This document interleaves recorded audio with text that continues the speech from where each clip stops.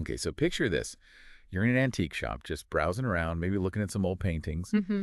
and you find this miniature portrait. Okay. Exquisite, right? Like incredible detail. It's this young woman dressed like in the height of Elizabethan fashion, it's like super fancy. Wow. But it's not just any old portrait. No. It turns out to be a recently discovered work by Nicholas Hilliard, who was like Elizabeth I's favorite miniaturist. Oh, that's, Talk about finding a window into the past, right? Hmm. And get this, the portrait depicts Arbella Stuart, a woman who was like right in the middle of all that Elizabethan succession drama. Oh, wow. Yeah.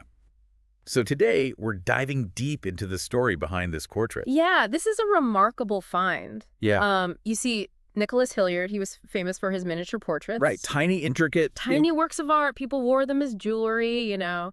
But this portrait Is different. is different. Yeah. It's much larger. We call it a cabinet miniature. Okay. And it shows Arbella full length standing in a garden. Huh. And this is incredibly rare for Hilliard. Yeah. In fact, it's the only known complete cabinet miniature of a female subject by him. So why is it called a cabinet miniature, though? Oh. Does it have something to do with those old cabinets? You know, the ones people used to display their valuables in? Exactly. Okay. You got it. These larger miniatures were made to be displayed in special rooms Okay. called cabinet rooms, Okay. where, wealthy collectors would show off their most prized possessions. Right. So like artwork and... Artwork, exotic objects, you name it. Oh, wow. It was all about, wealth and taste and all of that. So this was like a status symbol then? Oh, absolutely. Huh. Imagine a room, right, filled with all these intricate things and these stunning cabinet miniatures. That's pretty cool, yeah. Yeah. But okay, so how did experts even figure out that this was Arbella Stuart in the portrait? Wow. It must have been a bit of a puzzle. It was like a puzzle. Yeah. Art historians, they analyze the style of the clothing, the symbolism in the portrait, Okay. and all those clues pointed them to the 1590s. Hmm. For example, the armillary spheres Yeah. embroidered on Arbella's sleeves, Yeah. they're like a direct echo of Elizabeth I's Ditchley portrait, which was painted around the same time. Oh, interesting. Yeah. So armillary spheres, for those of us who don't know, Sure. what are they exactly? I know they have something to do with the stars, right? Yeah, they're those spherical models of the heavens. Okay. Yeah. Okay, so Yeah. what's the significant, why are those on her sleeves? Well, they were Elizabeth I's personal emblem. Oh. They symbolized her wisdom, her power as ruler. Wow. Okay. So to see them on someone else's clothing, well, makes you wonder, doesn't it? Yeah, who would be allowed to wear that, Right. Yeah. Exactly. It seems like someone close to the queen then.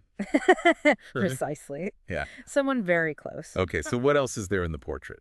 Well, there's the garland of flowers Okay. Arbella's holding and the sapling tree next to her. Right. Those were like traditional symbols of fertility, Interesting. hinting at the, all the anxieties around the succession. Yeah, because Elizabeth didn't have an heir. Yeah, Elizabeth was getting older Yeah. and hadn't named an heir. Right. So people must have been a little nervous. People were definitely on edge, Yeah. wondering who would rule after her, So this portrait, it wasn't just a pretty picture. No, it was definitely making a statement. Okay, so how do we know for sure that this is Arbella?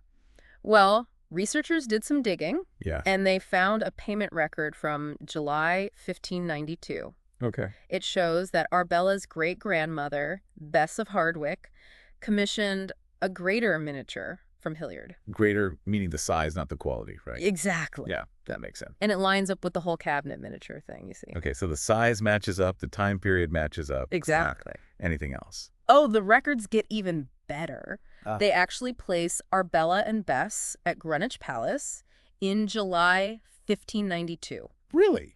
Yeah, there are even records of tips that were given to the Queen's gardeners, Huh.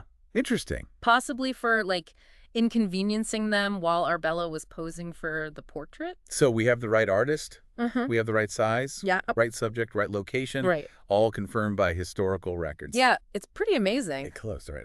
Well, not quite. Yeah. Here's where things get even more interesting. Oh. This portrait wasn't just a family commission, see? Okay. It was made during some serious political stuff, a lot of scheming going on. Ooh. Okay, so a little bit of conspiracy A here. little bit. Okay, tell me more. Well, picture it. The late 1590s in England, Okay. things are tense. Yeah. Everyone's still thinking about the Spanish Armada. Right. There's constant fear of, Catholic plots against Elizabeth, Makes sense, yeah. and Arbella with her royal blood and her potential claim to the throne. She became a pawn in a very high-stakes game of international politics. So how did Arbella get involved in all this? William Cecil, Lord Burghley, Elizabeth's top advisor. Okay. He saw an opportunity, see? Okay. He could use Arbella to unsettle Spain. Oh, right. So they started spreading rumors Uh-huh. about a potential marriage between Arbella and the son of the Duke of Parma, Who was the Duke of Parma? one of Philip II of Spain's most powerful allies. Oh, wow. So they were trying to mess with Spain. Exactly. Okay, but did they actually want this marriage to happen? That's the question, isn't it? Yeah, It's more likely they were just, messing with Philip II, keeping him worried. a good strategy, yeah. All right. But how did they make this fake marriage proposal believable? Well, that's where things get really interesting. Okay. We got to introduce a new character, Oh, okay. a shadowy figure named Michael Moody. Who's that? Well, he had been imprisoned in the Tower of London, Oh, wow. possibly for plotting against Elizabeth. But he gets released Okay. and becomes a spy for the Cecils. So we've got a spy now. We got a spy. Okay, what did he do? So the Cecils sent him to the Low Countries, Where's that? where the Duke of Parma was based, Okay. and his mission to plant the idea of a marriage between his son and Arbella. Oh, wow. And it seems he was pretty good at it. Yeah. He really stirred up some interest in this potential union. Okay, so he made it seem like a real possibility. Exactly. Okay, but I still don't see where the portrait fits into all of this. Ah, that's the brilliant part. Okay. Someone, and there's evidence that it might have been Moody himself, Okay. had this idea to exchange portraits Okay. to make the whole thing more convincing. Okay. So this cabinet miniature of Arbella, Yeah. it was probably meant to be sent to Parma to show him what a great catch she would be. So like a 16th century dating profile. Yeah, exactly. Okay, I like that. Showing off Arbella's youth, her beauty, her wealth, Wait. her lineage. Everything about it was carefully planned. From the armillary spheres to that garden setting. So it's a way to impress him, basically. Exactly. Okay, so if the Cecils weren't serious about the marriage, Yeah. why go to all the trouble of commissioning this elaborate portrait? Well, there are a few possibilities. Uh. First, Moody might have gotten a little carried away, Okay. He seems to have liked the drama of it all. Okay. Maybe he pushed things further than the Cecils wanted. A little rogue there. Yeah, a bit of a rogue agent. But I feel like there has to be more to it than that. You're right. Yeah. The Cecils, they might have wanted to control the pace of things. Oh. They didn't want to rush into anything. Okay. And Hilliard himself, he seems to have taken his time with the portrait, Okay. perhaps at their request, Yeah. just to give them some breathing room. Okay, so we've got this portrait that's not just a work of art. Right. It's a tool for political manipulation. Exactly. Now, we also have this huge gift that Elizabeth gave to Hilliard, right? Oh, yeah, the 400 pounds? Yeah, 400 pounds, tax-free, Tax-free. back in 1591. That's a lot of money back then. Yeah, that's a crazy amount of money for that time period. It's puzzled historians for ages. Yeah. But the timing is really suspicious. Yeah. It happened right in the middle of this whole Arbella and Parma business. You don't think it could have been a reward?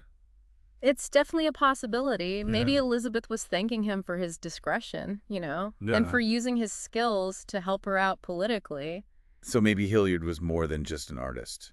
Maybe he was a player in the Game of Thrones. Yeah, like a real behind-the-scenes figure. Yeah, exactly. Did this portrait ever actually get to Parma, though? That's the mystery. Hmm. History doesn't really tell us. Hmm. We know that the Duke of Parma was mortally wounded in April of 1592. Okay. And all the marriage talks stopped around that time, too. So the portrait might be lost to history. Maybe. Or maybe it's out there somewhere, waiting to be found. Oh, that's exciting. It is, isn't it? But what we do know for sure is that this cabinet miniature, it gives us this incredible glimpse into the world of Elizabethan power politics. Yeah. It shows us how art could be used for, manipulation, diplomacy, even espionage. It's amazing that we started with this beautiful portrait and uncovered all this, spies and international intrigue. Right. It's a really cool story. It is. And we're not even done yet, right? Yeah. There's still more to uncover about Arbella's Oh, story there's so much more to uncover. and the meaning behind this miniature. We'll dive deeper into that after. Okay. We'll also talk about what happened to Arbella in the end. Okay. It's a reminder that even the most promising destinies can be totally changed by history. Welcome back. So before we went down that rabbit hole of, spies and international intrigue, Yeah. we were talking about how this portrait of Arbella, it wasn't just a political tool. Right. Like, even if it never made it to Parma as, like, part of this whole marriage scheme, it still had a purpose, right? Absolutely. It was meant to highlight her as a potential future queen. Right. You know, projecting this image of wealth, power, and fertility, all the qualities that were, you know, super important in a monarch, especially when no one knew who was next in line for the throne. It's almost like they were saying, like, hey, look at Arbella. She's young, healthy, ready to rule. Exactly. It was like, what do they call it? A campaign ad. Yeah, like an early campaign ad, but for the throne. That's a great way to put it, yeah. And, you know, don't forget those symbols of fertility we talked about earlier. Right. The flowers and the tree. Right. Those take on a whole new meaning now. Exactly. They're like visually emphasizing her ability to, you know, have kids, continue the royal line. Exactly. And we can't forget Elizabeth. Yeah. She was using Arbella as a pawn, too, you know. How so? Well, by acknowledging Arbella as a potential heir, Elizabeth could keep other contenders in check. Like who? Like James of Scotland. Yep. So she's playing her own game of chess here. Yeah. It's all very strategic. Right. Yeah. Very complex. Nothing in the Elizabethan court was ever straightforward. Yeah, I can remember. Every little thing, every action, every portrait even. Yeah. It all meant something. Makes you wonder what Elizabeth thought of the portrait. It does, doesn't it? Yeah, like, do we know? Unfortunately, there's nothing specific about her reaction in the historical records. Oh, okay. But knowing Elizabeth, I mean, her character, her love of control, her understanding of, you know, how images work, she must have known about the portrait. Yeah, I would think so. And probably approved of it. Yeah. Remember, she was really close with Hilliard. Right. She trusted him to portray her Right. in a way that showed her power, her authority. Right, yeah. So it makes sense she'd trust him with Arbella's portrait, too, especially if it was helping her with, you know, foreign policy. Like everyone was caught up in this whole web of politics and power, right? Yeah. Like Arbella, Bess, the Cecils, even Hilliard. Exactly. It's a lot. It is a lot. Arbella's story doesn't have a happy ending, though, does it? No, it doesn't. Yeah. Sadly. Oh, well, she never became queen. Right. She ended up imprisoned in the Tower of London. Oh, wow. And she died there in 1615. Oh, that's sad. Yeah. What happened? Was it, like, related to all this stuff with Spain? Ironically, no. Oh. It was her own marriage that caused her downfall. Wow. She married William Seymour, who was a descendant of Henry VII.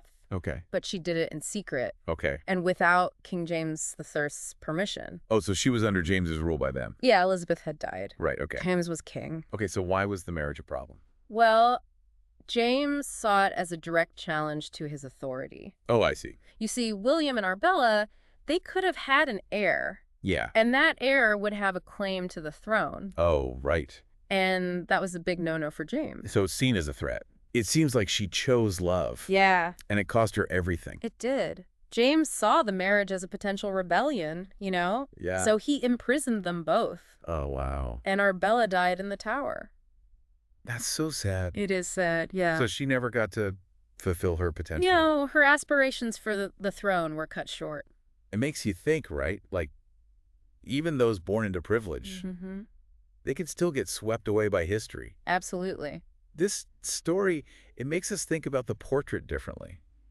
Yeah. It's not just about political strategy anymore. No. It's about Arbella's own ambitions, too. Exactly. It's like the portrait, it was meant to elevate her. Yeah. But it also foreshadowed her downfall. It's almost ironic. It is, yeah. It also makes you think about the position of women back then. Yeah, even women with royal blood.